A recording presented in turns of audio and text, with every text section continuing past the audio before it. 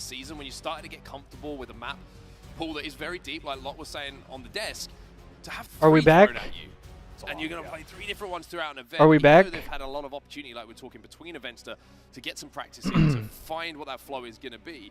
Everyone is going to be at different points in their development on where they are on not just the map, but on the specific game type as well. And I think it's really fascinating to throw it in at this time of the season, because it is going to decide some of these big series. I think if TSM went into this series, saw a Slayer game 2, and saw Lattice as a game 3, they're like, hey, this is a couple of game types in a row, which could just kind of make this a little bit interesting for us. Yeah, definitely. I think one thing we should are also back. mention too is anyone who's been watching Shopify's POV, especially their comms on Lattice, it's not going to be easy, even though I think it's going to make this game interesting. If you've been watching, especially Last Shot's POV on this game type, they have been steamrolling across every single game type on this new map, specifically because of the way that you can have your head on a swivel and you could just be sitting top mid, and the amount of damage that you can do across the map within a very short period of time. It's remarkable to watch. These guys have been clinical on Lattice, and it's not good, even though I think TSM has played well in terms of this style of game type against Shopify.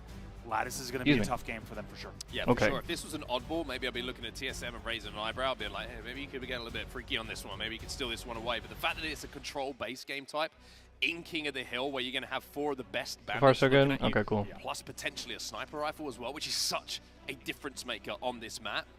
That is a scary thing to go up against. And looking at King of the Hill stats, Cycle's holding up #1 for a reason. It's because those stats are pretty much as good as you can get. Yeah, pretty wild. Every time we see a stat card from Cycle, it just feels like he's putting together numbers that are very rarely seen together. You might expect multiple players to be putting up these kind of numbers across the board in terms of leading in categories, but he seems to be doing it all. I mean, I want almost double positive for the LVT finals at King of the Hill. That's absurd. Like, that is absurd. And like, usually when you're talking about a player having an incredible slaying performance in a series, in a game or a series, 1.4, 1.5, you're like, wow, almost double positive. Yeah. Which is the second time I've had to unfortunately say that. That one's correct though, because the stats were provided. It's stats insane. were provided the first time. Exactly, and they were. But for him to do that as a player as well, who I think has so many more strings to his bow than just the kills, it's just testament to what a talent he is. Honestly, we've talked about it a lot, but especially what these 4 and specifically Cycle and Last Shot have done, it feels like only 24 months ago they were the most talked about newest players on the scene. It's amazing how I think everyone has just, you've been forced to accept that these are 2 of the best players in the game, and you think of them differently because of how much they've accomplished in such a short period of time. I think as well, you throw a championship on top of that. That's the big one, right? That's now it's like these 2 are 2 of the best in the game. And you can't argue with it because like they've won a championship, like proving it. Yep.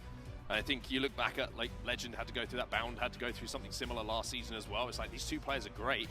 Are you winning championships? Now you're in that conversation, and I think now that they've got over that hump, so to speak, and got that first championship on board, this is a scary looking and different looking Shopify Rebellion. Really isn't. It feels like they've unlocked. As the season has gone on, we already knew that they would be such a threat to the year, but as the season has gone on, they just seem more and more dialed, I think is the best way to put it. Even refreshed like 6 times? Well, yeah, I appreciate you. I appreciate you, Jake. There's just a little bit I wanted to go to this more event too, man. in their placings.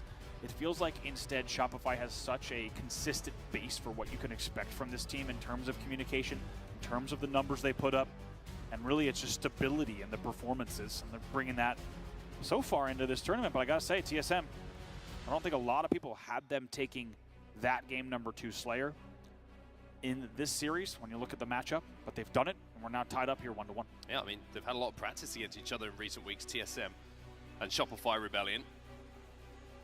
And it seems to have paid off. Game #1, heavily in the favor of Shopify, but camo control, so important for TSM in that second game.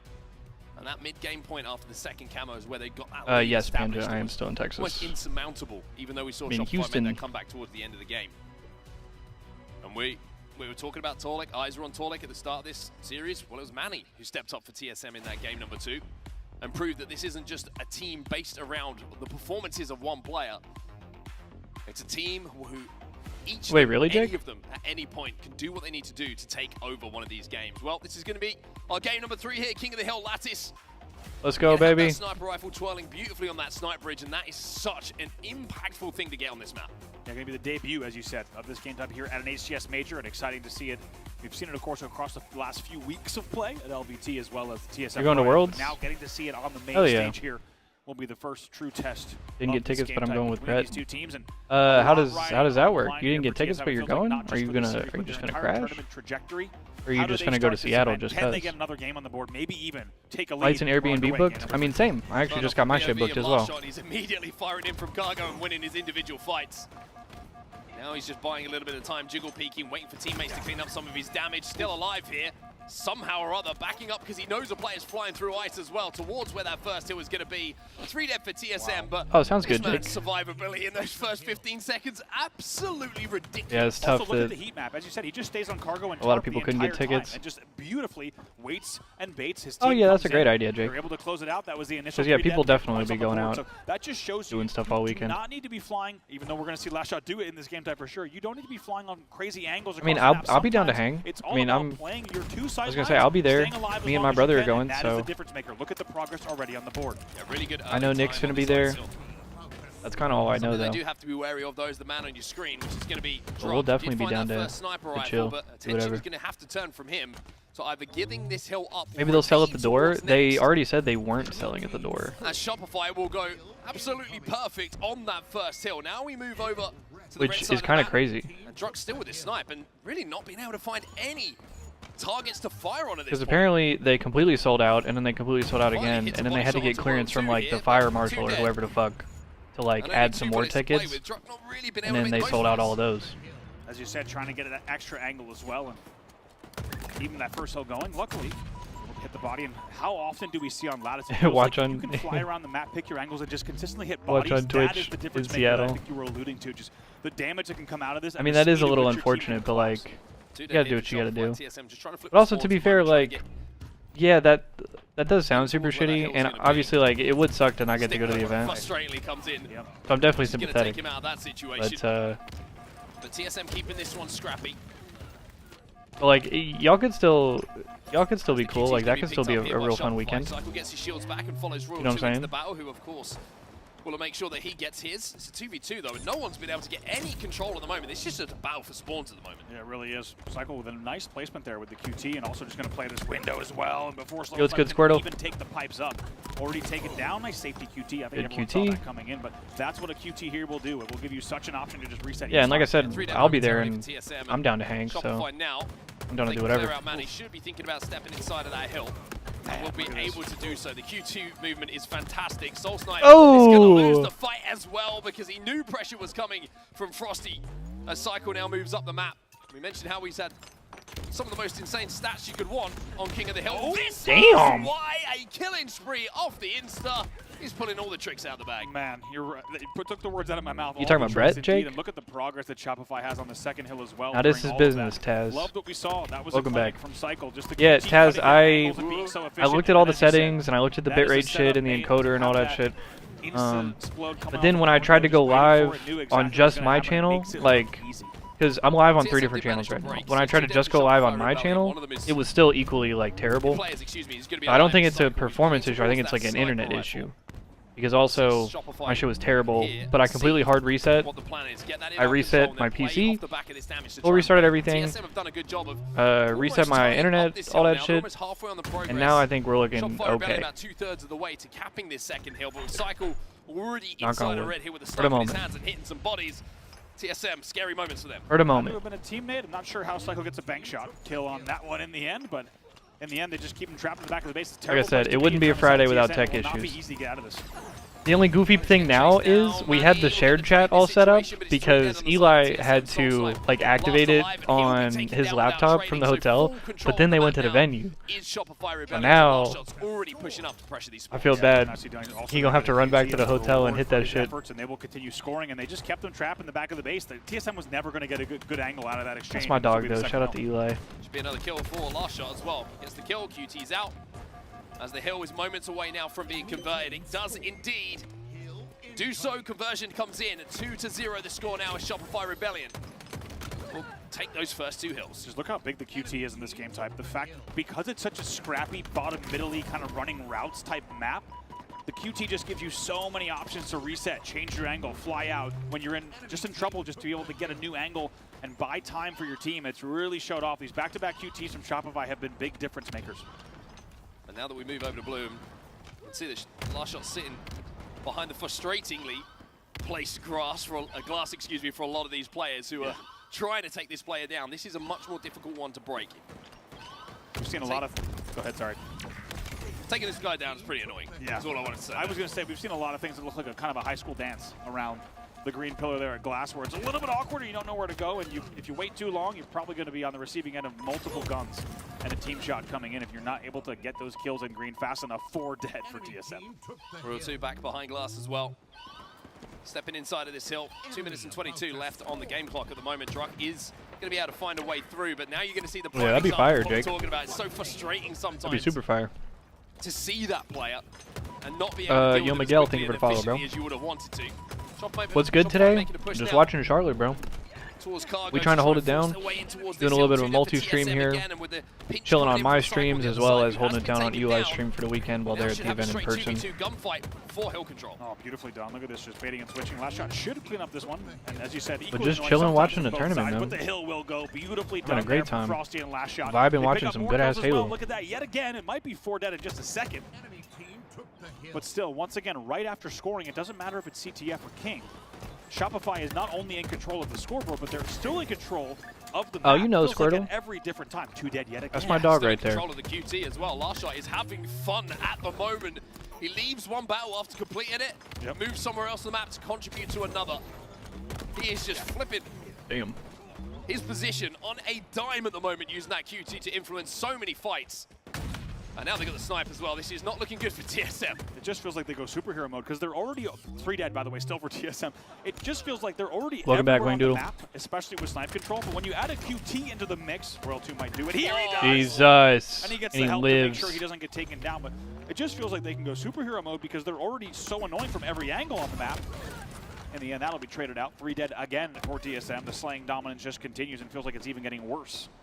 Yeah, it feels like Shopify making a little bit of a statement here. We are on the snipe side hill at the moment, which is one of the more exposed hills that we do have here on Lattice.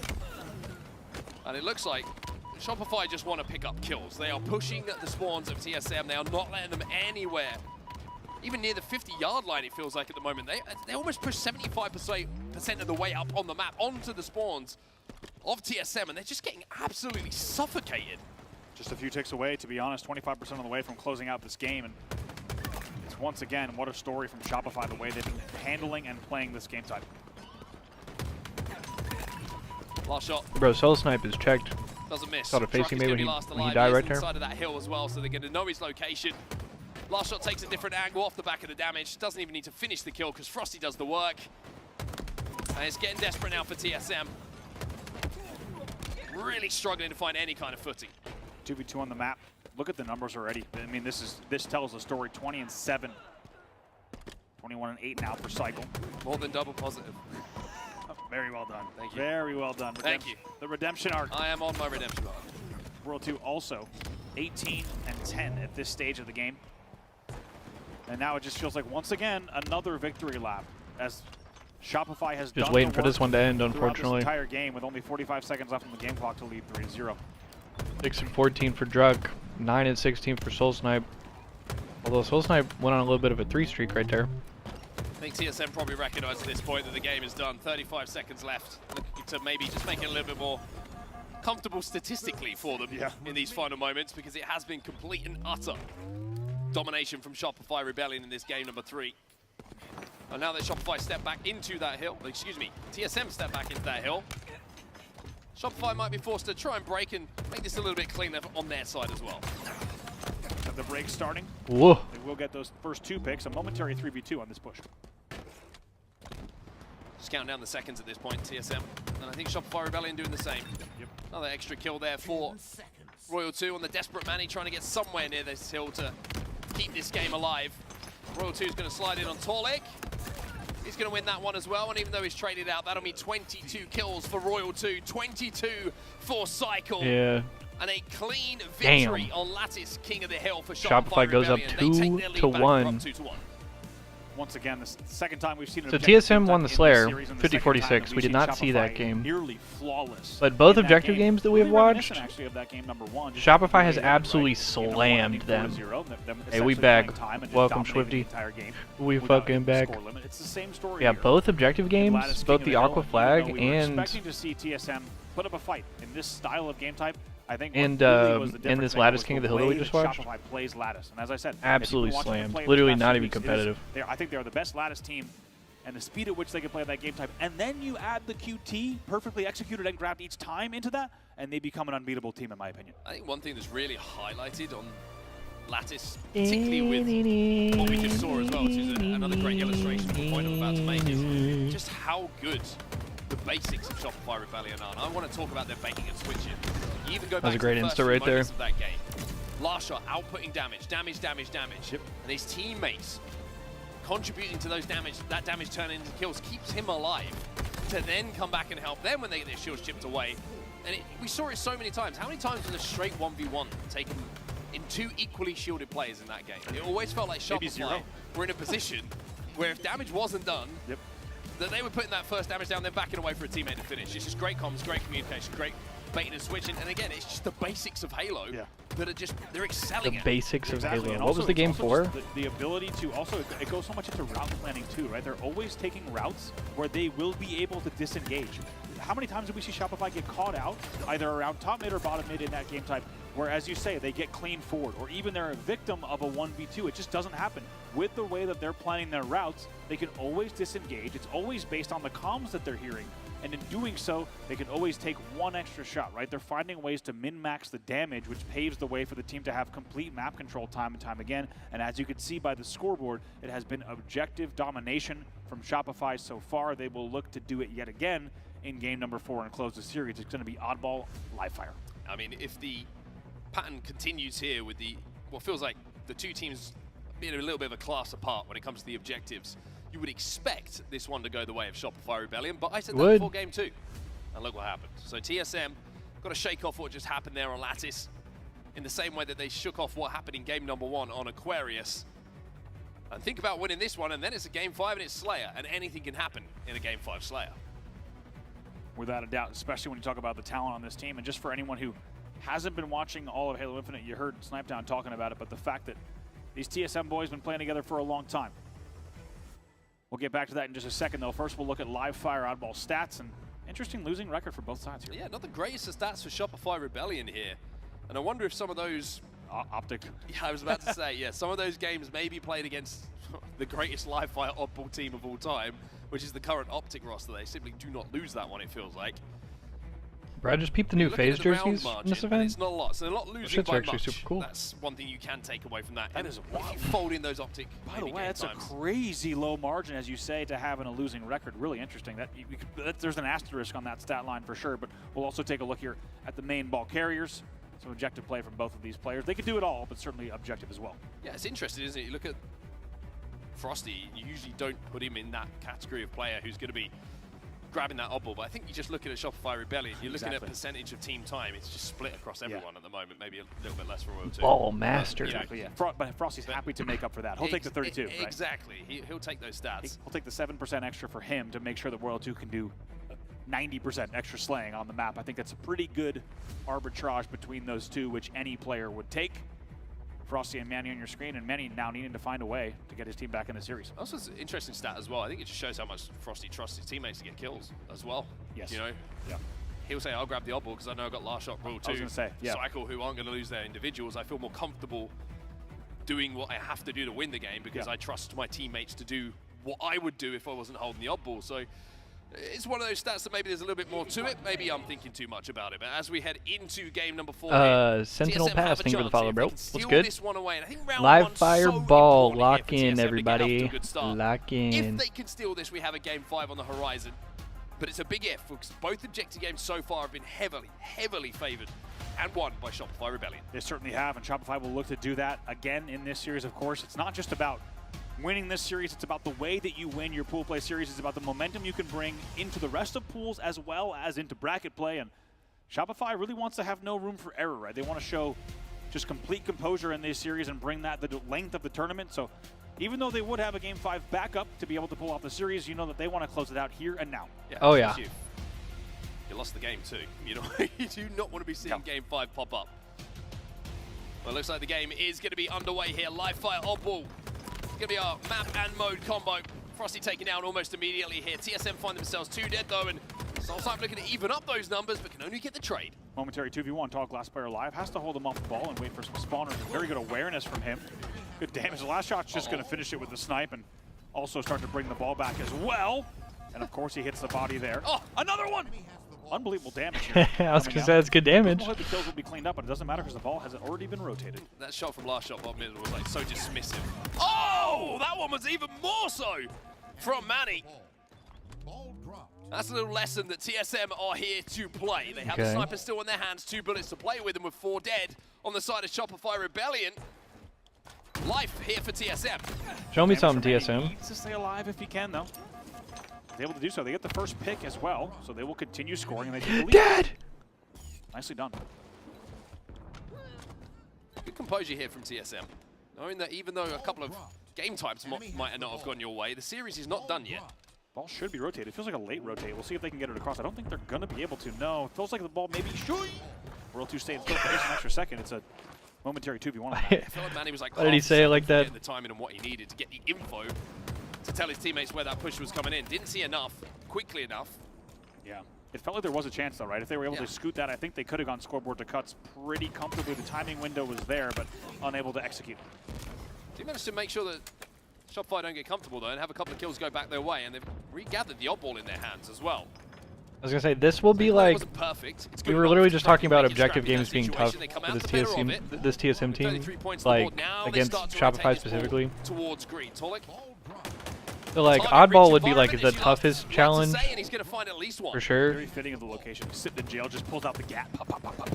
Absolutely gets taken down immediately upon engaging. However, the damage was good enough. Like, oddball, 2v1 for a moment. Bro, they will have to keep this shit up. This is a good start, but like, in order to win this game, you got to keep this shit up for a minute, bro. TSM going to grab that ball off the spawn again. Making Shopify work for this and not letting them be stationary. Keep just getting a little touch on that oddball, running it away, making you think about where the rest of TSM are going to be. Cycle just buys time. He's going to just give him a loving push towards the scoreboard there, Drux, to make sure that he can get away with his life. But Drux is going to get the camo off the back of it, and TSM have shown that they can make the most of this power-up. Yeah, nicely done. Drux also avoids the green gun for now.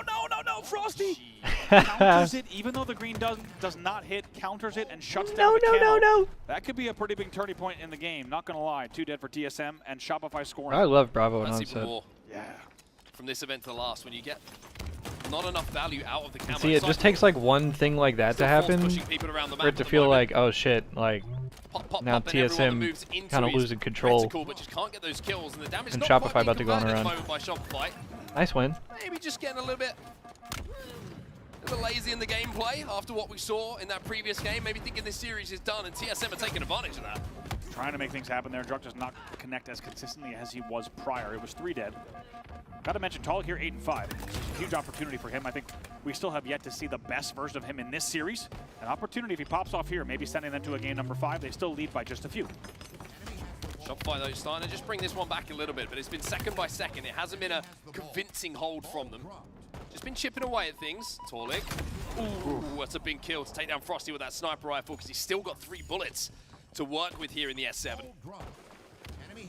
This is a man we highlighted before the series. He's been quiet so far, but a Game 4 performance to talk about, and boy, will the headlines be written. Certainly will. They do lose the lead momentarily as the ball does get rotated here back toward green, but it's 4 dead. The ninja coming in from Manny. Was it 1 or not? We'll let you decide. The feed will tell us it was. It looked funny enough to count for me. I think so. It looks like a big bonk on the head. And the score will likely change in just a second. Here comes the next Shopify push right away. TSM take the lead. I love here in that. Number 1. We'll let you decide. 2 dead though on the side of TSM. Big shots have to be hit here by Talik. This is the first one. Whoa. Only 1 bullet to play with here.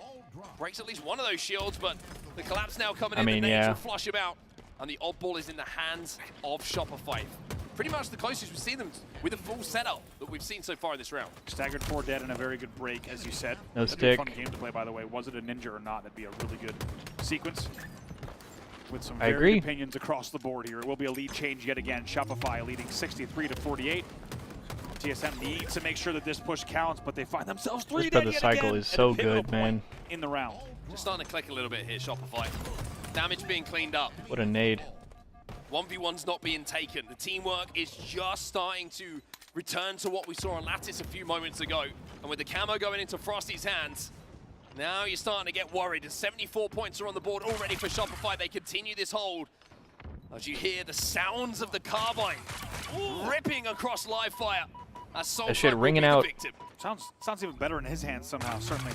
As the shots just hit a little harder out of Frosty's POV, and still alive with the camo. We talked about how devastating this elongated camo will be and has been. He's going to drop for the team to keep scoring at the 80-point mark. Just popping away at targets at the moment. Drunk's just trying to survive. Frosty now taking a new angle. As Shopify will keep that ball in their hands, and with 5 points required, this is the last push for TSM to try and stop things. One player will be taken down by last shot. Second will be cleaned up here by Frosty as the round goes the way of Shopify Rebellion. And you gotta start for TSM in that round number one, but Shopify just managed to, I feel like, click a lot back in about halfway through. Honestly, it really was as we jump in here into round number. Oh, that's a ninja. Get a nice BOV. Shout out to the I'll team take in the that back for letting us see the ninja one more time as we get into round number 2. But need to see more, I agree, from TSM. Let's not forget, they were leading at the 38-point mark, and it feels like all they had to do in that scenario was just go ahead and get themselves a little bit of a 3 dead, staggered into a 4 dead. And like we talked about in the Slayer, it just feels like time and time again. Oh my god. If you let Shopify get away with a 4 dead, it's such a high risk. Oh my! A visceral sniper shot from Soul Snipe bottom middle. Forget what I was even saying. I feel like some bullets are made heavier than others. That one was hefty. He had his name written on it. And it takes him down, without a doubt, at the key door. Let's see if Manny can clean up this one. Not always the easiest kill, Frosty bottom middle, but make sure to not get caught out. World 2 also taken down, 2 dead for Shopify Rebellion. Oh my god. Good start again here for TSM though in round number 2. Very similar to quick what we 25 saw seconds. in the previous round. Well, they got out to a good start, got some good And you know points on the Oddball, bro. board. This shit bound to go 3 rounds. But then once TSM found themselves 3 or 4 dead for the first time, it felt like Shopify really did start to take control. Last shot narrowly missing that shot bottom middle, but with TSM 2 dead, nobody's going to be pushing quite as yet. And off the back of it, last shot could set up on this tower, and he's going to be able to go to work here. How do you hit That's that? what I'm talking about. This, if you've been watching Last Shot stream, it feels like the body shots, they just, I was going to say don't miss, but that was probably a bad timing because in a rare event, he misses a body shot. Still gets the kill, don't worry. Still alive, most importantly here, still outputting damage from the tower. And what has been, again, a great start for TSM in this round now has just been completely negated as we find ourselves with a tie game, 25-25 on the scoreboard as the ball is thrown off the back of the tower. It's played by Shopify Rebellion, and now they go hunting. By the way, I just realized that's the first play ball of the game in round number 2. Pretty rare to not have seen one in that first round at all. 3 dead. Frosty, last player alive, and doing well to get enough damage. It's a staggered 4 dead, and maybe an opportunity for TSM to start to run away with this, and good initial damage as well. They get the first pick. This is one of the rare opportunities that Shopify will find themselves 3 or 4 dead. You have to make the most of this, TSM. This is an opportunity that is rare and is golden. And with an oddball in your hands and a full setup around the map as well. Ooh. You can't give away 3 I don't know about that, Death. They get the first kill, they're looking for the second, but Shopify are picking them off one by one here. And they're going to get camo for free now. And even with the ball moved to green, the pressure is going to come on. You would imagine a play ball is happening pretty soon for TSM. Should. Actually, they're going to try a Wait. rotate. Yes, they do. They get away with the rotate. And right now they hold for a second. Cycle wants to waste no time. Here he comes. Oh my god. And he's alive? That's also, that chained for a double? Are we being fucking serious? Cycle knew what they were expecting. I thought that was going to chain. The grenade was coming, and he knew he could fly underneath it and gets the double kill.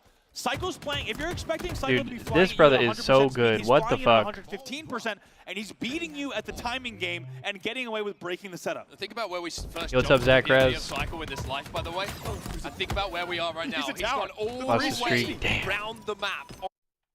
Hang on. What the fuck? Point or so, 9-point lead. Okay.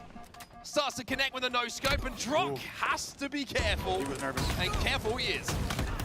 Nice job, though, to take down Cycle as well. Finally, Cycle will go down. He's 19-13 at this stage of the game, but isn't that just a perfect encapsulation of what we talked about with Cycle gameplay? It feels like a year or 2 ago we were talking about how he was unkillable on this map, and guess what? Fast forward to now, he's not only a champion, but still just as difficult to kill, if not even harder.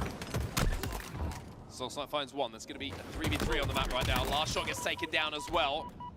All right, hang on now. We got a game. 16 and 16 in this game. Still a 9-point advantage here for TSM as off the back of the kills, they get their hands on that oddball. Toilic's going to be able to bring this one back to tower. But a lot of TSM players kind of grouped up at the moment. They don't have a spread on the map to really escort him back with that oddball. Nicely done there. Good teamwork on the cuts as well as top middle, and good damage throughout this entire life from Soulsnipe. They have put some more points on the board. I think they wanted a little bit of a stronger rotate, but they do lose their ball player. However, maintaining a good slaying number should lead to a little bit more time here. Really important kill back tower there.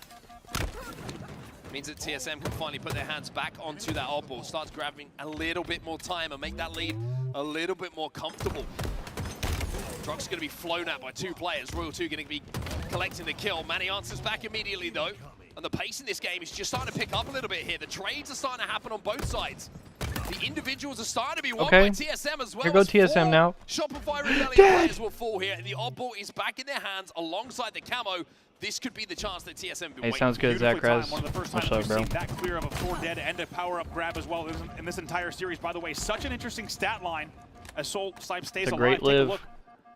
Barely positive for Manny, barely positive for Druck, and Soulsnipe also just narrowly off this last exchange, each player going positive. Moments ago, 3 of those players were negative. So really get a break point here, but they're still leading 80-40. Damn, they beat the fuck out of him, bro. Again, gotta get that oddball in their hands. The simultaneous melees. Is the score, and if they do manage to do so here and they pick up another round of kills onto Shopify, we could be going to a round number 3 here. This is the chance that TSM need to take those.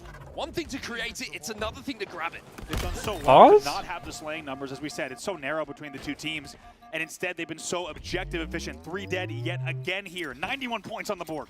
Gonna be able to grab this sniper rifle as well. This could be all of the difference in where this round goes. Imagine. 97, 98, 99. Okay. TSM take round number 2, and we are going to a round 3 of oddball here. Wow, what a different round. We go round 3, as we always do. Round number 1, and TSM, it feels like they learned lessons from the first round. Do. At the mid-game, leading again, and this time so objective efficient despite not having any sort of really slaying lead. As I said, moments before they took the lead, 3 of their players were negative in that round. Kind of go back to the 4 dead. Is that a scam emote? First time they got Shopify 4 dead from there. Control, and they kept it. They weren't giving away silly deaths. They weren't allowing Shopify to take space on the map. And that's what you've got to do when these opportunities present themselves against a team that can call themselves the defending champions. TSM taking those advantages. Scamming. And off the rip here. I love the little pre-nade at the fucking at the QT point. And what a story this would be. If you caught only the first round, you might have been thinking, this series probably has only a little bit of time left, but instead, with that performance, TSM's making it a game, bro. Themselves 3 dead, so it will be Shopify time on the board. First team to score in this round, but not over yet. Good start for TSM Shopify, wants to force a game number 5. Ooh, big win from Soulsnipe. I'm telling you, Soulsnipe is starting to just heat up a little bit in this game. It was his run in the back of that previous round that got them that round win, but last shot with the camo and sniper rifle is brute forcing Shopify back into this. Man, has this been a demo of just how long the new camo is this entire series, or what? Finally, last shot is visible again on the map, but not before Shopify puts the first 12 points on the board. Oh, nice nade. What the fuck? That is the cinematic Hollywood moments. This boy just saves him. When you think our hero is about to fall, of course, a beautifully placed nade comes in from a teammate to keep him alive. Eventually he will fall, but once again, a little bit of extra time for Shopify. Should be a break for TSM. TSM immediately with the clean break in their hands as well. Something important to highlight. The kills. Oh my god, they're fucking flying at them. Even though last shot will clean out the dummy side as TSM try to take some space. Jesus Christ. He's still going to TSM. I kind of really fuck with that Shopify skin, I'm not gonna lie. Nice job for Manny as well. I feel like that Shopify skin looks dope.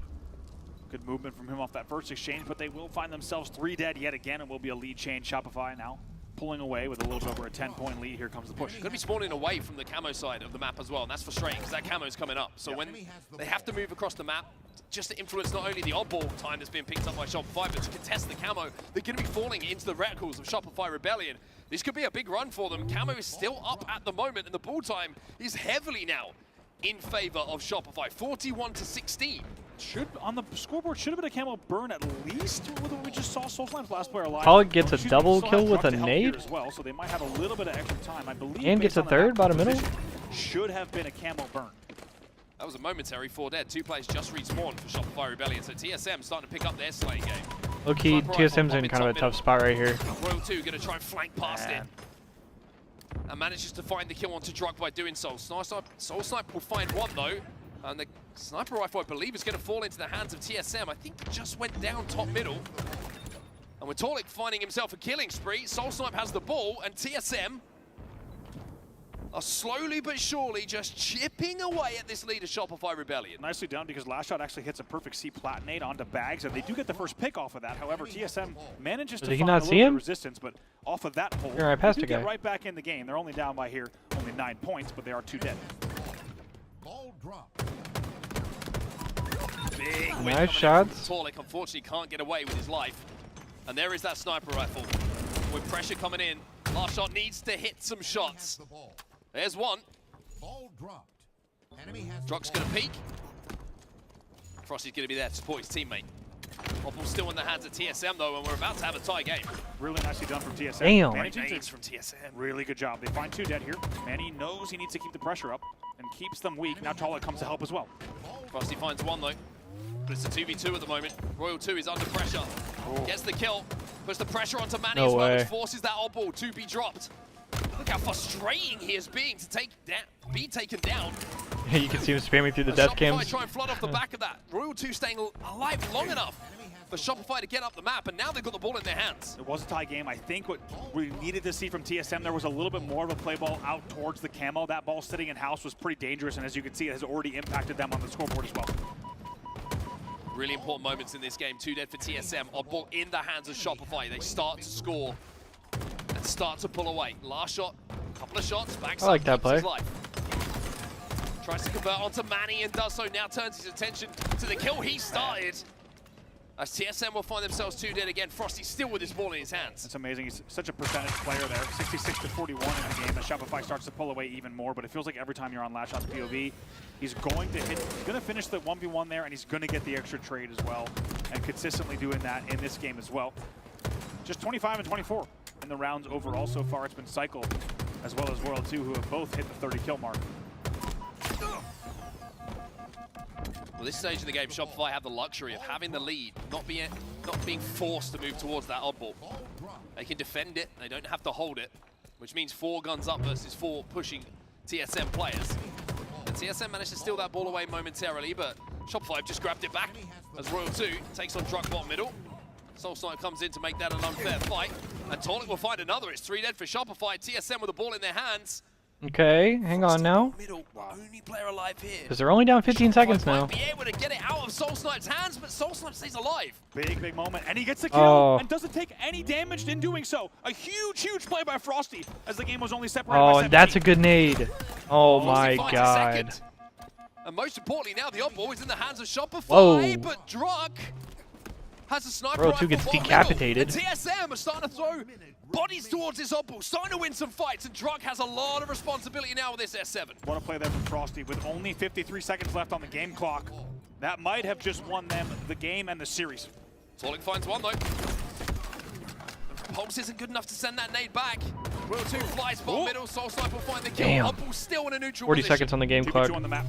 Big 1v1 in the back of the base. Torlik knows how important it is. TSM's got to make some magic happen right here. He does. He falls to the 1v2 eventually. I'm going to see Shopify just not touch the ball at this point. Yet again, picks up a third. Psych. That might seal the deal.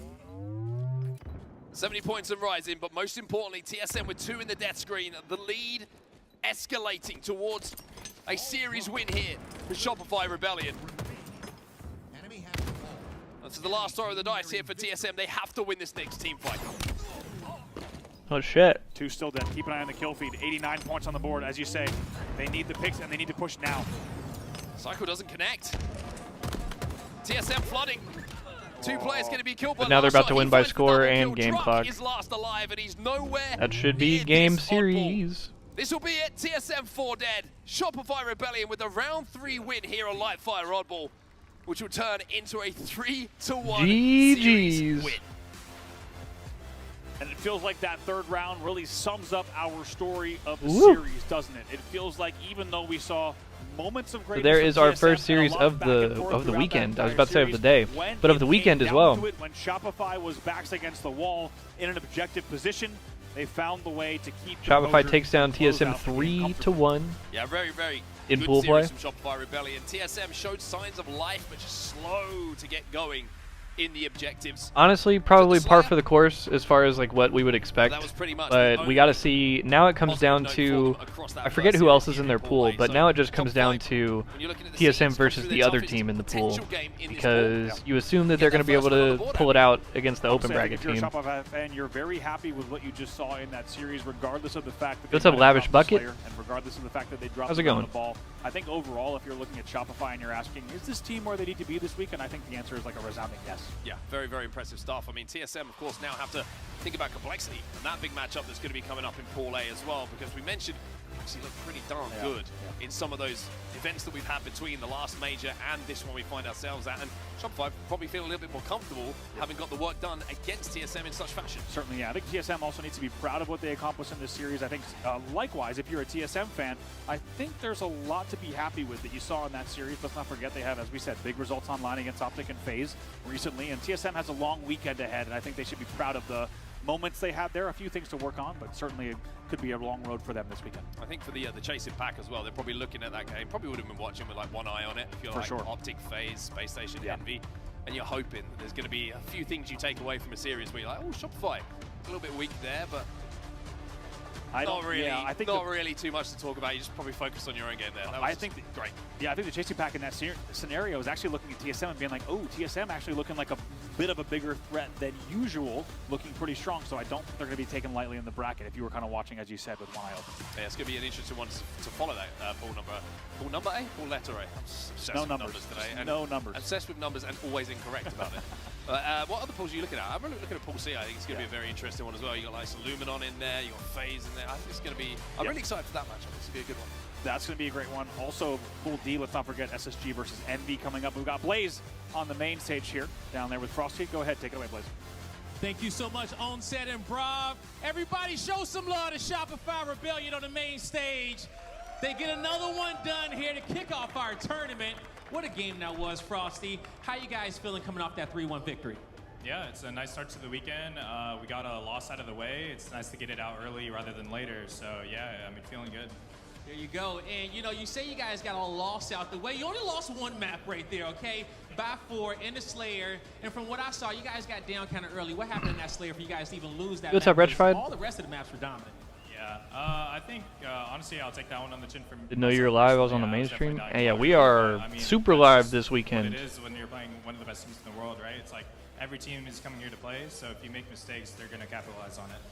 They most definitely will, because this is the HCS, and we got the best teams in the world playing in Charlotte at the FaZe Major. Now, 2 of your teammates, all right, put themselves in history at our last major, being able to win their first event. Now, you've been in that position before where you won your first event and you leveled up a little bit, right? How do you feel like those guys leveled up after getting that first major win under their belt, and how proud are you of them? I mean, insanely proud, of course. I mean, we've been putting in the work all year, so yeah, I mean, I feel like their confidence has gone up for sure. I mean, I feel like you guys have been seeing it lately, and yeah, we're just going to carry that momentum the rest of the year. All right, and also carry that momentum throughout the rest of the day. You guys got Complexity next. You ready for them? Oh, Complexity is the other team in the pool. Yo, You heard it low-key here. TSM. Absolutely ready for Complexity. That's going to do it for me and Frosty. TSM could mess around and lose to Complexity if they're not careful. Thank you so I'm not much, saying Ben. they That's will, dad but they vibes could. Right there on that stage. That's leadership. Yeah, we I love are what super I heard live there this from Frosty. weekend. Yeah, look, hey, we all have a little bit of a rough I'm not even streak gonna of the game. lie. It happens, But for those of you the fact that you take just joining accountability, us, especially in your interview, we are to push actually forward, we're get it live done on though, my and channels, done but the we are also rest. live Take the on series Eli's win channel. and also talk So for about those of you that are on everything Eli's else. channel, That's a leader, to say what's the good? least. I have I'm to ask Clay. you, I'm a reclaimer. I'm another about grassroots that guy. series. I will say, But we're doing a little bit of a quite takeover on impressed. Eli's I'm very stream, impressed kind of with holding it TSM. I down think they are all on the right weekend, watching track. the I matches think they are here. elevating their gameplay early on, Since which is they good are to there see. in Wasn't person. quite enough to get the series win. But how did you feel overall about the situation and that match? Oh hell, not Red Fred. Yeah, I mean, I think we saw Yeah, I got some different really good jerseys stuff for at every the day of end the too. event. Obviously, we saw I was some really wearing, big so I'm wearing individual this plays one out of- because out of this is Manny. the Charlotte Game jersey one from was a bit rough, and 2 years game ago? 3 was a bit rough. But honestly, in the oddball, we saw them take it. That's one of the most objective-oriented game types. I talked about that. Yeah, I like this one a lot too. How, you know, amazing they are at that game. Yeah, this is literally the Charlotte jersey. Doing that well against a team of Shopify's caliber. I do need me a like a Shopify jersey though. Forward into these upcoming matches of theirs with some positivity. Especially if. Yeah, that's what made that game really so special to me. Oh, it's so clean. But I've been doing a thing where like I try to buy the jersey of the team that wins the world championship every year. And so I bought, after year 1, I bought an Optic jersey. After year 2, I bought a FaZe jersey. And after year 3, I did not buy an SSG jersey. So I still need an SSG jersey, and then I need a jersey for whoever wins Worlds this year. Keep on this TSM train here, but Snipe Down, I mean, talking about that map number 2, which unfortunately... So I think, since I already have an Optic and a FaZe jersey, what I might do at Seattle is I might cop myself a Shopify and an SSG jersey. But the camo really is a dictator here, and it's so important. I think that might be the play. Who knows how to use it and knows how to push it into their advantage, and that's exactly what TSM did game 2.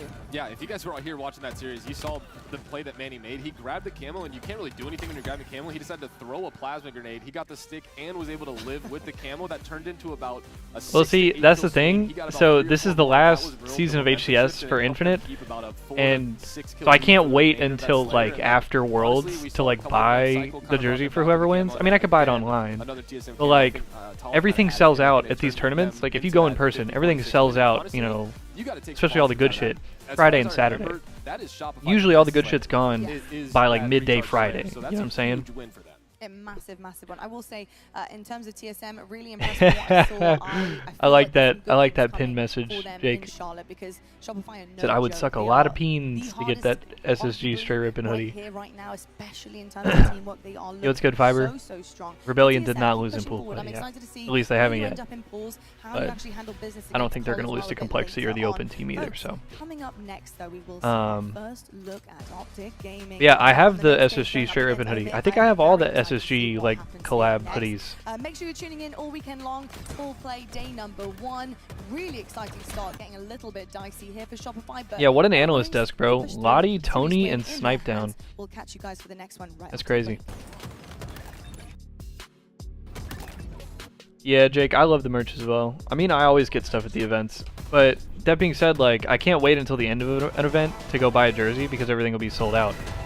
So I can't like wait until the end of the weekend and then like, oh, if Shopify wins, I gotta go buy a Shopify jersey real quick. Because after the event ends, or like by the time the finals have started, all the booths and everything have been taken down already. You know what I'm saying? Like a little bit of Optic Omit coming up next. American made with washable covers and a lifetime guarantee since 1998.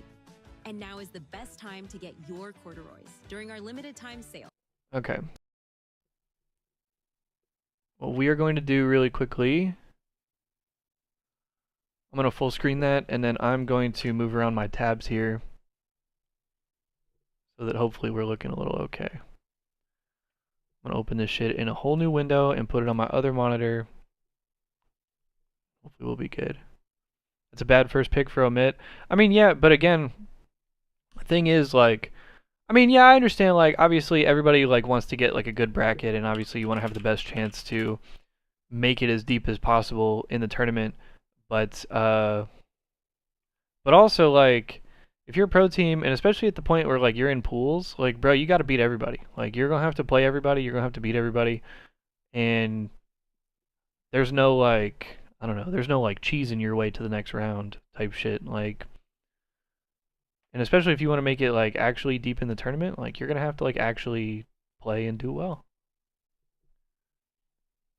Didn't Optic lose in pool play in one of the events? Yeah, they've done that a bunch of times.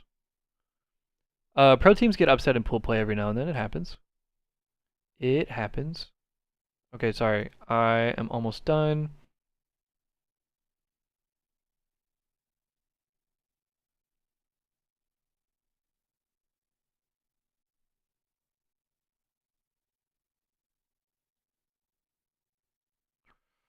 But I hope everybody's doing well. Hope everybody's vibing today. Hope everybody's chilling. We're having a great time, and I'm really looking forward to watching the matches and doing everything this weekend. It's going to be a great time. And it already is a great time. But also, for those of you watching on Eli's stream, I appreciate y'all rocking out with us as well. I appreciate everybody's patience. I know it's probably a little bit different seeing somebody else on the stream, but I hope y'all will be rocking with the show, and I hope y'all will be enjoying that shit, and I hope, like I said, we can have a great time this weekend. Yeah, that's so it was really long-winded, and I don't think I made my point the best, but that is essentially what I was trying to say. Is just that if you make it to pools, like at that point, those are the best teams. Those are like, the cream of the crop, good pro teams. So like, at a certain point, when you make it to, what the fuck? Everyone loves corduroys plush.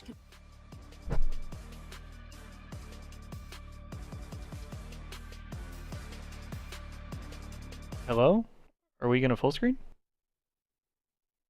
Yes, Omit is Sparty's team. It's Sparty and Lethal and Huss and those guys. Yo, why is this shit not full screening? Am I faded?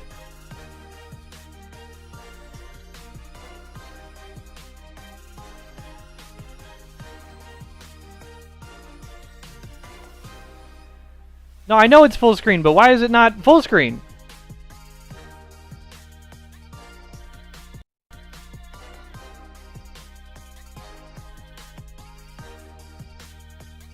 Does it do it on the other one?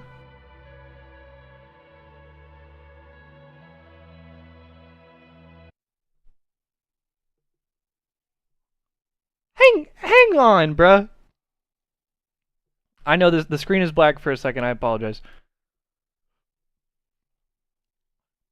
No, there's no way that's a thing, because it wasn't doing that in my other tab. Why that? This is just like a YouTube thing. But what the fuck? Why is it doing that? Full screen. Okay, now it's working. What the hell? Bro, that was so checky. I'm not gonna lie. Alright, let's see if the Bravo stream is better now. Bravo stream is better. Okay, I don't know what the motherfuck just happened. Alright, screen is back. I apologize for the milk. I don't know what the hell that was.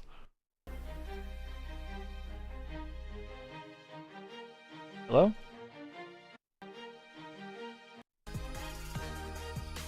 Okay. We're good. And with 15 seconds to spare, motherfuckers.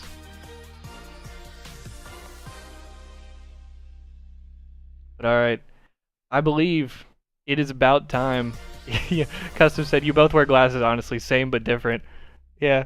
No bullshit, bro. Whenever Eli and I were talking about it, like doing the shared watch party or like having me do like the takeover. When do drops start? Drops should be live now.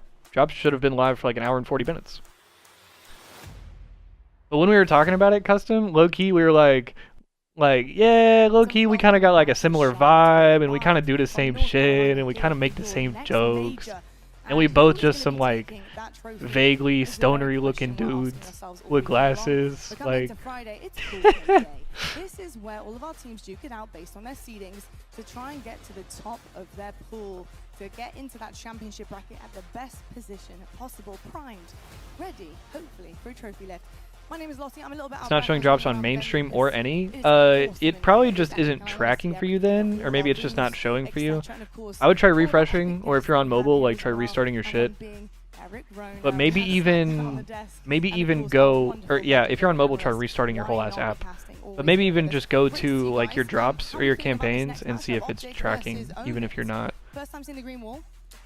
Because on my screen, I can see drops on my stream and on Eli's stream. They do it once again. They took the first two, the first major, and then the open. How are you feeling about the green wall here, Eric? Minor tracking? Yeah, I was gonna say that's probably. At this tournament as the best team in this final. It might just be you have to refresh or something, Retrified. And I think for them right I've thoroughly enjoyed my time so far. Hey, well, I appreciate you, Custom. Much love, brother man. Hey, like I said, we're literally only, I mean, it's literally only Friday morning. We have only been here for a couple hours. We've already had our tech issues and all kinds of goofy shit going on. Let's meet Optic Gaming.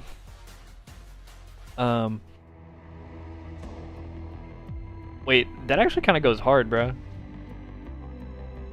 Surveying the map like it's a chessboard. Actually kind of tough, bro. it's tracking on your page but didn't track on Halo main. Yeah, sometimes it does that. Sometimes it can be weird. But yeah, all I was gonna say, it's gonna be a great weekend. We've already had kind of some goofy shit, but I think we'll settle into it, and I think we'll end up having a great time. Oh, also I think Eli just hit the shared. Yes, he did. At the beginning of the season, and we back with the shared chat. Yeah. That's up for grabs from them. We'll have to find out what they've been working on. I think some of the biggest outliers for me have been some individual performances. Snipedown, it's hard not to recognize when maybe some of the players on the team are having a lackluster performance, and that's just purely because they're all so good and so skilled that it really does stick out like a sore thumb. What has been going on with Optic Gaming and some of the performances that just haven't managed to get them across the line in the biggest series that they have on a weekend? Yeah, I think a player that we're all kind of going to have eyes on this weekend is going to be Bound. I think Bound has been, one of the most explosive players throughout the entire history of Halo Infinite, and for some reason, after the first two events, I don't know what happened. The fact Snipedown is there is legendary. Yeah, he's... So, I don't know if y'all pay attention to other esports, really, but that brother Snipedown, since retiring from Halo, obviously went to Apex and competed in Apex for a little while, but then sort of settled into like a streamer content creation role. And so he's done some like analysis, like been on the desk and stuff at like some Apex events. Like at the most recent ALGS, he was on the desk for that. So like he's been doing stuff like this before. It's just he's only done this, I don't know, I guess once or twice or 3 times for Halo, because I think he's come back to do some Halo stuff every now and then. I think he was at Worlds last year and stuff. Like, it happens from time to time. Tony, when it comes to his stats when they are winning and when they're producing the goods, in comparison, you can clearly see the difference. Unlinked and relinked my Steam to my drop, so hopefully that shit works. Yeah, I mean, it probably doesn't help, or doesn't help. It probably doesn't hurt, rather, to just like refresh that shit. When Bound is playing his best Halo, Optic are simply winning. Look at the left side of your screen. When you see a 1.62 KDA, when you see that damage per minute being above 500, which is ridiculous for a squad, that's what you want to see out of a player like Bound. He's your entry fragger. He's going to be the one creating chaos. He's the one setting up the... Wait, also, Redfried, you say you're the biggest Bound hater? Wait, why? When he's doing that type of damage per minute, Optic are winning. Just to build you need to redeem the drops on Halo Waypoint, I thought? Or is that just for MCC? No, you have to do it on Waypoint for both. Ahead of his team and getting caught out, in my opinion, because his teammates aren't there to back him up, versus when he's the one who's initiating, able to back out, still do damage, stay alive, and then continue his damage. Because it's not like it's like over the top. He's not the starter, but he draws so much attention to himself. So if he dies early, it's really difficult for that team to regain the control. I forgot, bro. Snipedown teamed with Bound on FaZe in the beginning of Infinite. So he like, yeah, I mean, Bound is good. It fucking sucks when he runs out and dies first, but I like how he still feels some type of way, bro. I mean, he probably doesn't. I'm just fucking around, but that's funny, bro. Okay, that I will agree with. I am not a fan of those jerseys. Talking about Stride and finding things and a do-it-all player legend. He has been so good this season. I just kind of want to give him flowers for a second. He's a bit of an egotist, said some wild shit back in the day, just not my vibe. I mean, yeah, but also, yeah. No, you're right. I don't think he's an asshole or anything. I think... But I think, yeah, I mean, he just, like... He might be more of, like, an acquired taste, you know what I'm saying? He definitely, like... Because I would say that, look, I don't know him personally, but I would say that anybody who's familiar with him would probably tell you that, like, that's, like, a little bit of a bit, it's a little bit of a put on, like, you know what I'm saying?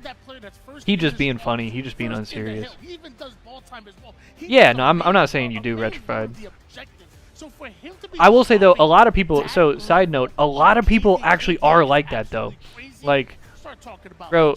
I remember vividly in 2018 when Splice beat Tox, right? Renegade was like shooting bodies, and he said something super tame, like they went to a listen and he was like, so fucking bad, or some shit like that, right? Like nothing crazy, and everybody after the matches were like, classless, I can't believe, like, these just a bunch of, like, egotistical little shit talkers, and you're supposed to have class, you know, you're beating the legends of the game, and this and that, and like it's the finals of the world championship and all this. People just kept saying like, oh, they're classless, like have some fucking class, all this stuff, and it's like, brother, like.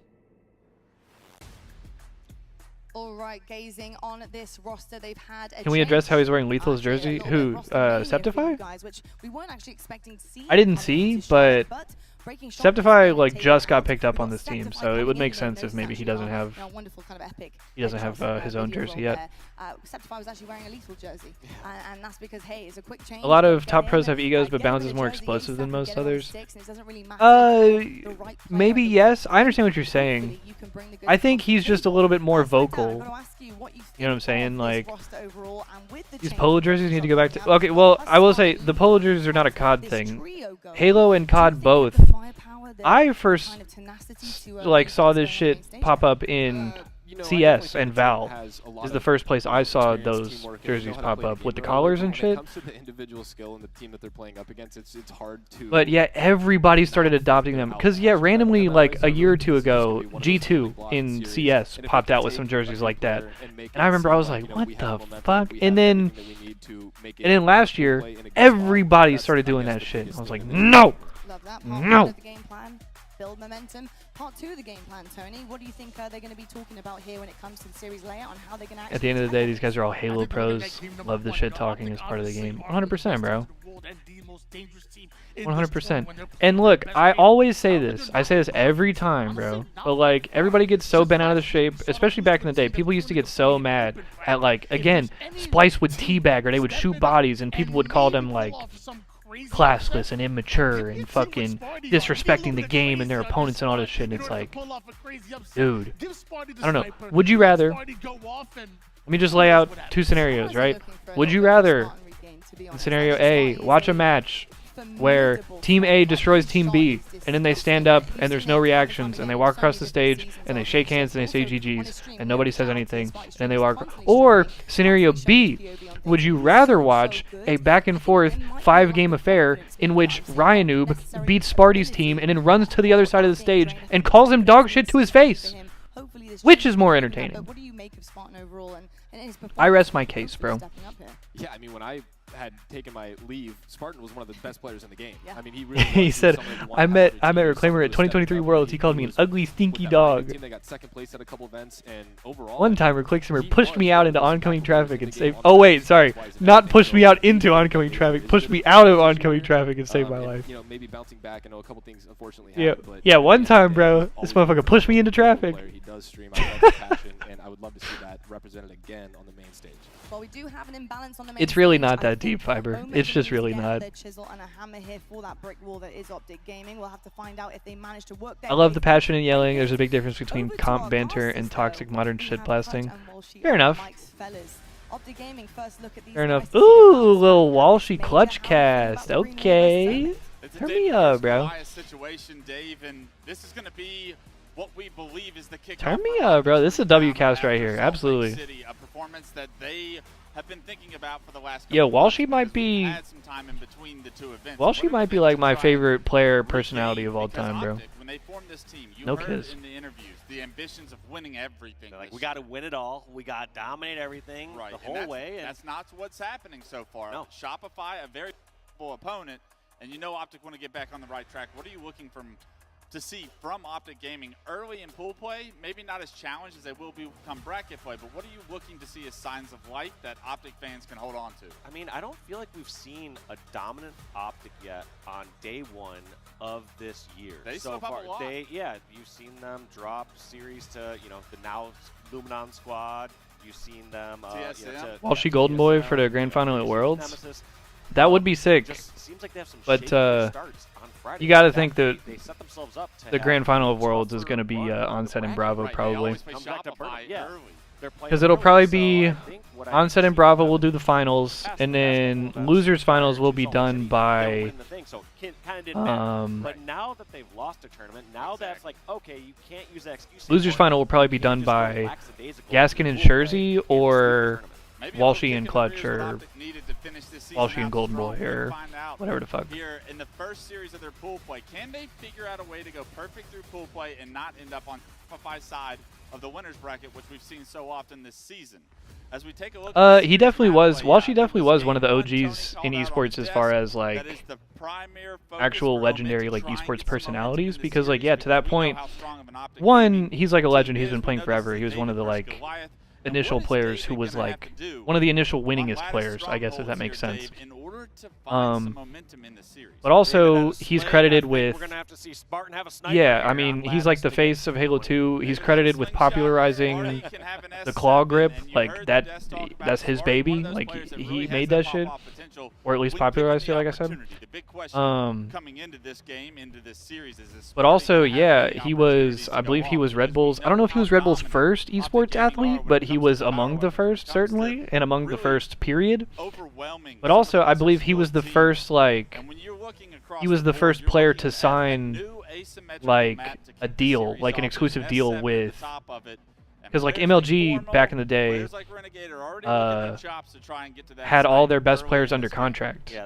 I guess as like an exclusivity thing, just to keep them from like playing in other leagues or if anything else popped up. But MLG back in the day had like Walshy and T2 and them on like $200,000, $250,000 deals for like I don't know however many years, right? Over 2 or 3 or 4 years, however long that was. People are picking up quick. That's a big point. T2 was on Dr. Pepper cans, bro. Flame Sword was on Red Bull cans. The most is going to be the pace of play. Optic Gaming known to be probably our fastest team in the league. When they get kills, they go. Will you see Bound? Well, I was going to say, to that point, Squirtle, it's really funny to think about now, like, we're talking about T2 and Walshy as two of the like most fiery or controversial personalities from back in the day, you know, two of the biggest shit talkers and loudest personalities from back in the day. But like nowadays, two of the most chilled, nicest, like fun to listen to casting personalities we've ever heard. Win a individual fight. And Walshy specifically, I don't have a lot of experience with T2. You know, I've only seen him in person a handful of times. Walshy, I've had the chance to actually like talk to and interact with on several occasions. And Walshy is genuinely like one of the nicest people of all time. Contagious ass smile. That I don't think is known. He's not a household name, I don't think, across a ton of like. Really hope HCS pops out for the next game in terms of popularity for esports. I mean, bro, me too. Me fucking too. Good Halo throughout the last 2 seasons. He was a part of the Cloud9 roster. Would be really neat if they could get Ninja to guest on Worlds. Yeah, it would be neat. That being said, I don't think he'll make any sort of like appearance in person, but he has been like over the last couple years. He like hosted on Twitch like the World Championship. I don't know, he did that like what, like 2 years ago or something like that. So he's like shown some support and done some things, but yeah, I don't know if he'll fucking be there. Coming in mentally, as far as is he just figuring out how to do his part on this team, or does he would be wild to see if we saw a Cinderella story here out of Omit. Yeah, unfortunately, I don't have a lot of faith in Omit to put this one away. Respectfully, Omit, as far as the pro teams, has probably been looking the weakest in comparison to all the other pro teams. Plus, they're coming fresh off a roster change. And so it's such a difficult balance because yeah, you as the underdog team, you have to do. But that being said, they could start a Cinderella run. You know what I'm saying? Like this Omit team could absolutely make like a good run at the tournament. I don't think it would start here though. Unfortunately, like I think you probably take your medicine here against Optic, and then you got to squeeze out some wins against the other teams in your pool. This new map mode combination that they might have the biggest opportunity to create an upset because the meta may not. No, yeah, it's not that Omit is bad. I just think in terms of firepower, they're probably the weakest of the pro teams, like the teams that are in the top 12. I mean, they had an extremely rough split online and also in the LVT Pro League. Yeah, you got those kind of figured out. This is you're right. It's the biggest advantage for especially a new team. But that being said, they have the necessary like talent and ability and players on their team to do well. But I think for a team like this, if you're going to make a run deep into this tournament, you got to kind of take your medicine against whatever the best team in your pool is.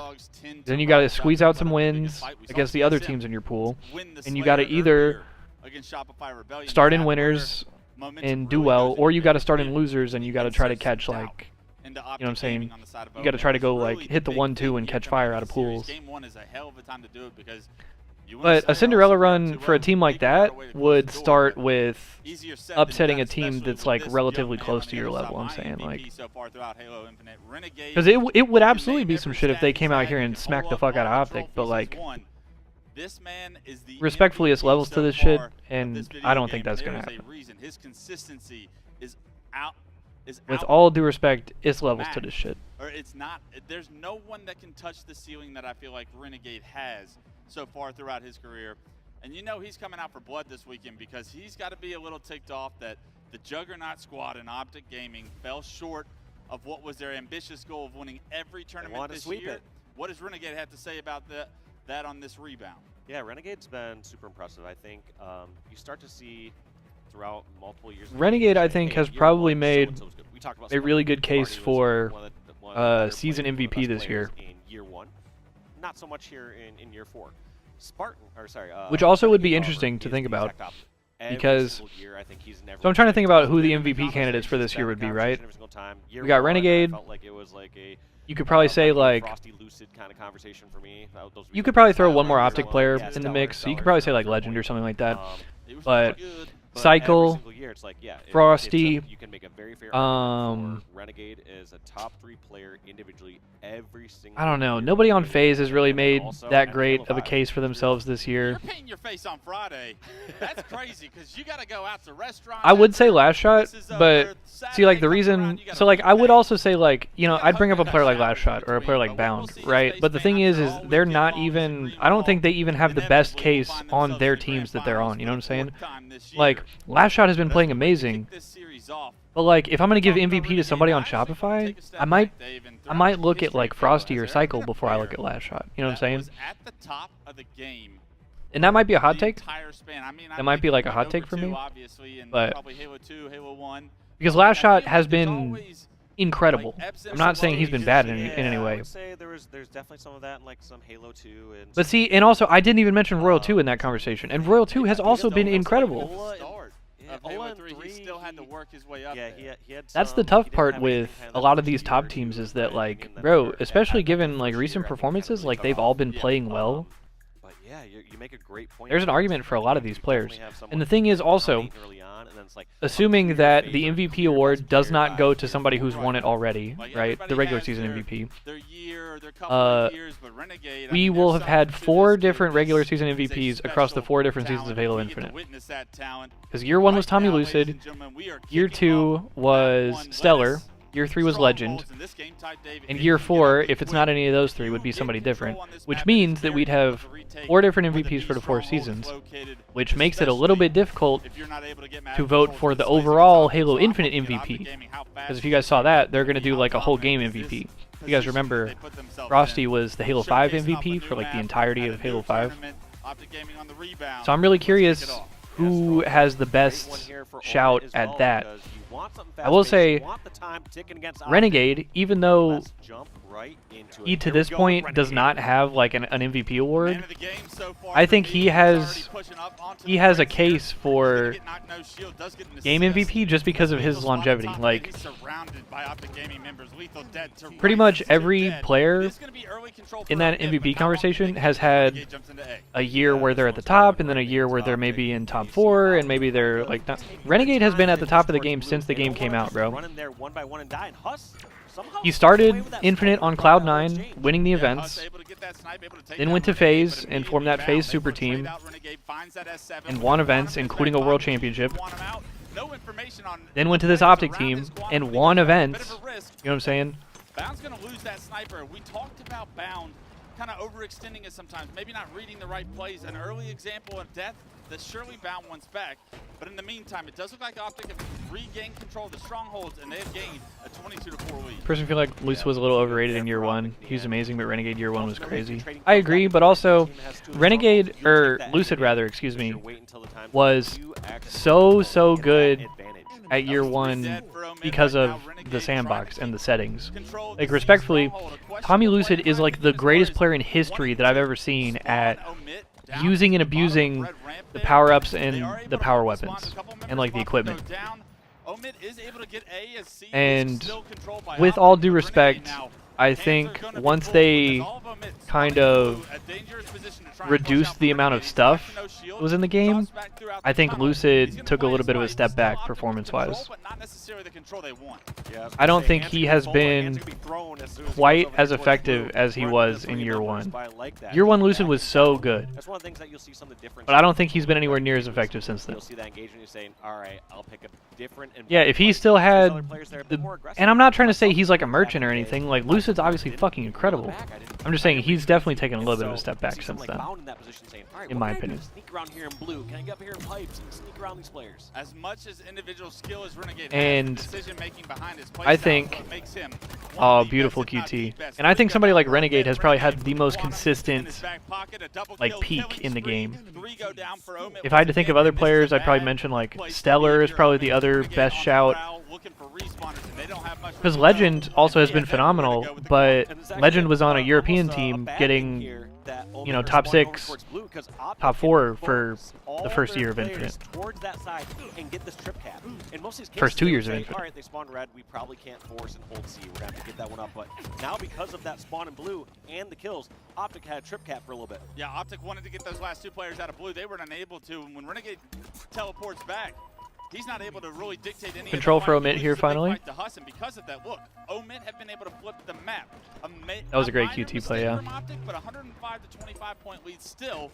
Hits up Hunting Kingdom.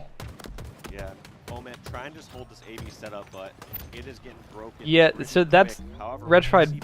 Yeah, that's my take on the whole thing. Sorry, I just read your previous message. Yeah, big double kill by but yeah, also Frosty to that point, Frosty has been incredible throughout all of Infinite, but the past like couple of events specifically has been fucking unbelievable. But yeah, that's my take on the whole game MVP thing. Because I think most players in this game have had, you know, they've kind of gone up and down.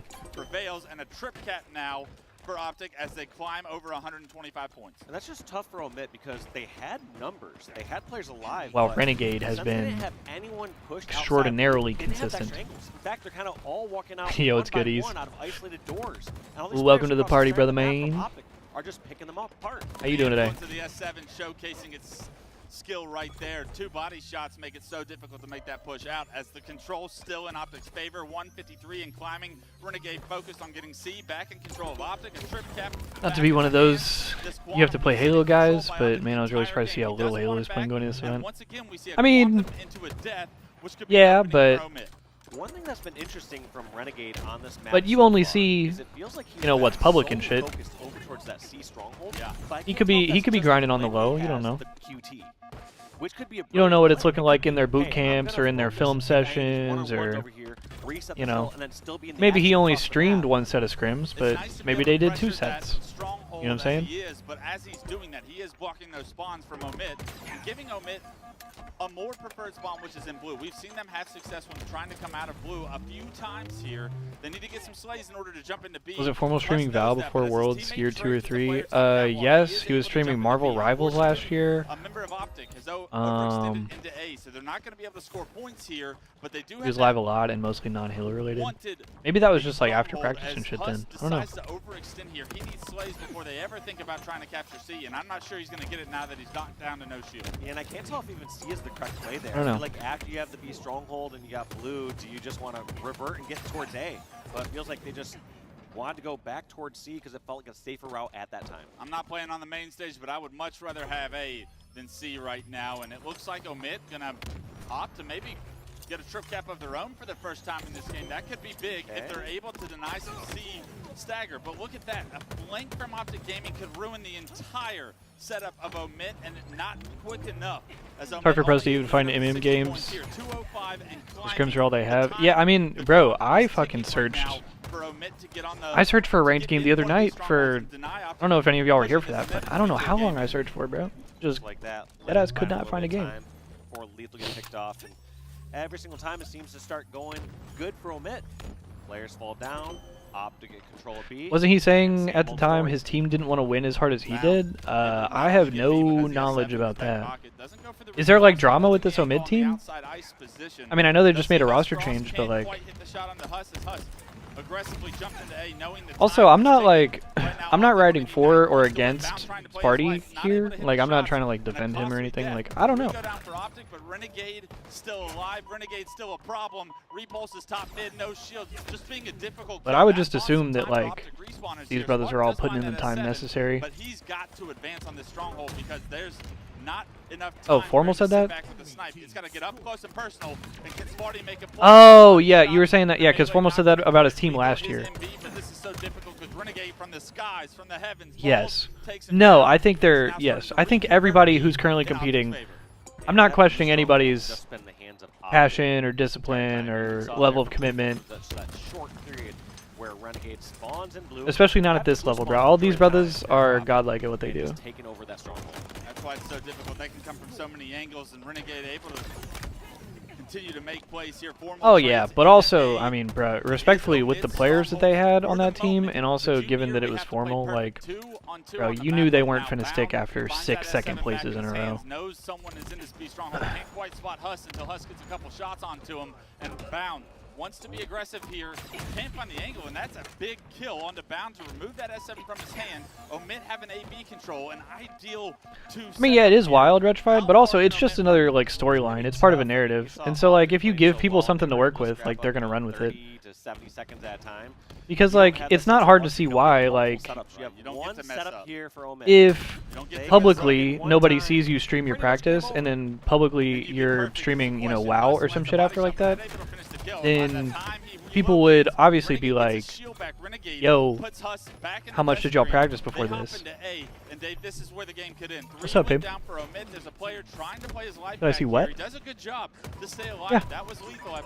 No. They're right here. Do you want some? Quite get into the stronghold to stay alive. Legend here as reinforcements for Optic are going to do it. 250 for Optic on the There's map 1.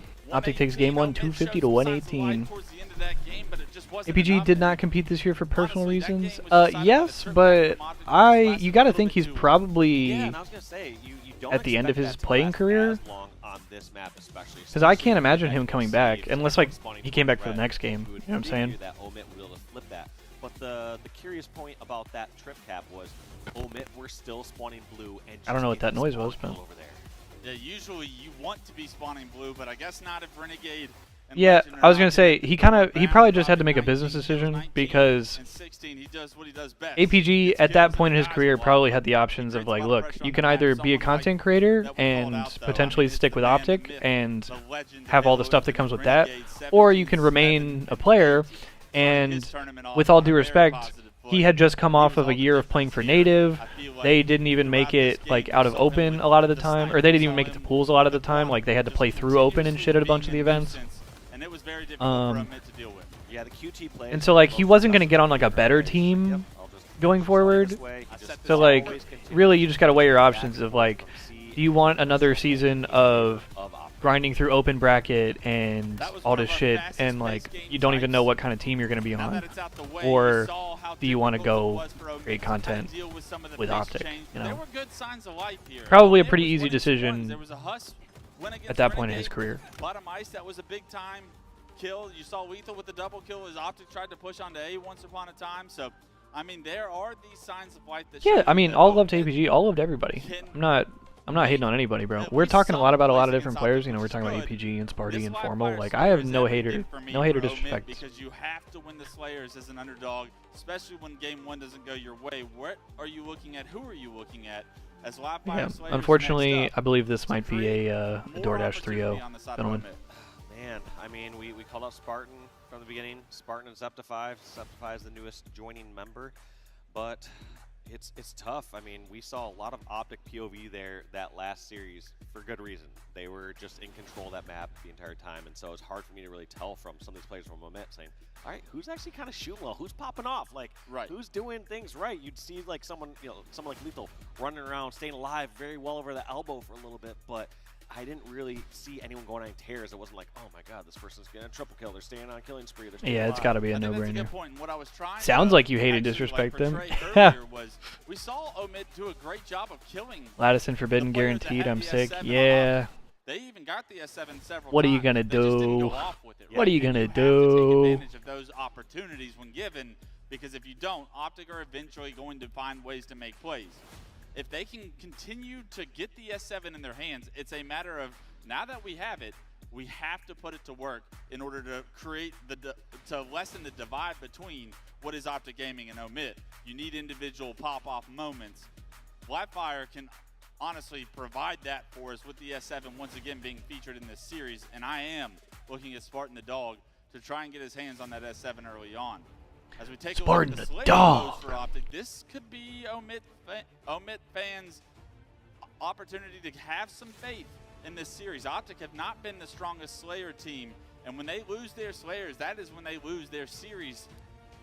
I'd like to see how many of those losses, though, like as we, dig into later, is how many of those game losses were like to Rebellion or something like that. Yeah, where it's like, all of a sudden, a lot of them, They probably lost about 4 of those Slayers. Turns out maybe they play 5 of those Shopify a lot, Slayers. and when they have not won the tournament, aka SLC, it was because they did not win their Slayers. Said fight L-Town, bro. CTSM beat them in a Game 5 earlier this season. We have seen them drop big-time games. Yeah, you gonna splice that shit together, Squirtle? Make me look like an asshole?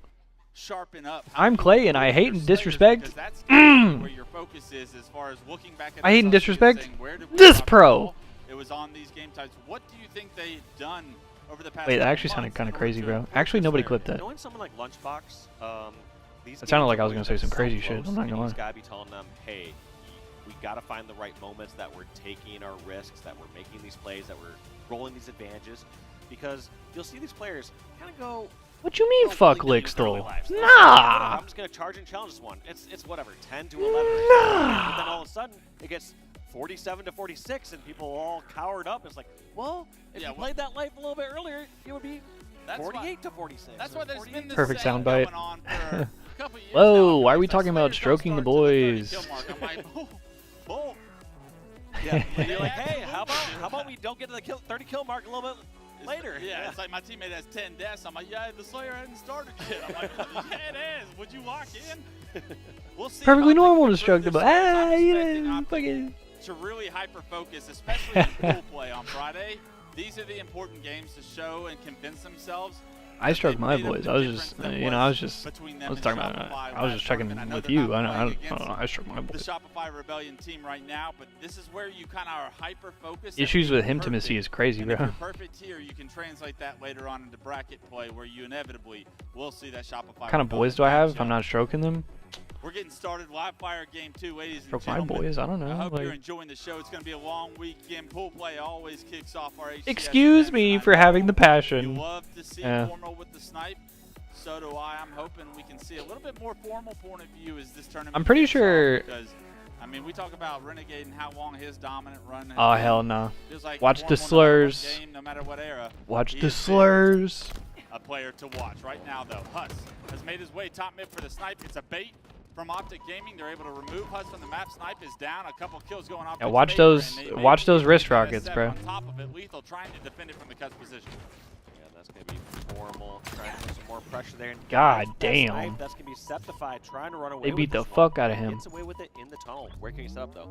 Septify, a very underrated sniper, in my opinion, and camo is up. So as Omi got those kills, not only did they get the snipe, they potentially get camo, but Septify choosing to push up the cuts there, a little bit of a difficult situation as there's so many places to try and zone Yeah, that's out. crazy. He gets Retrified stuck people be right talking there, shit to him. gives the S7 right back to a camo. Hey, and this yeah, he is just where tosses it down to could him. start to pour on. That was actually tough. I don't know why. As Optic with full control and snipe in the hands of the deadliest sniper of all time form. Let's see what we can do with it.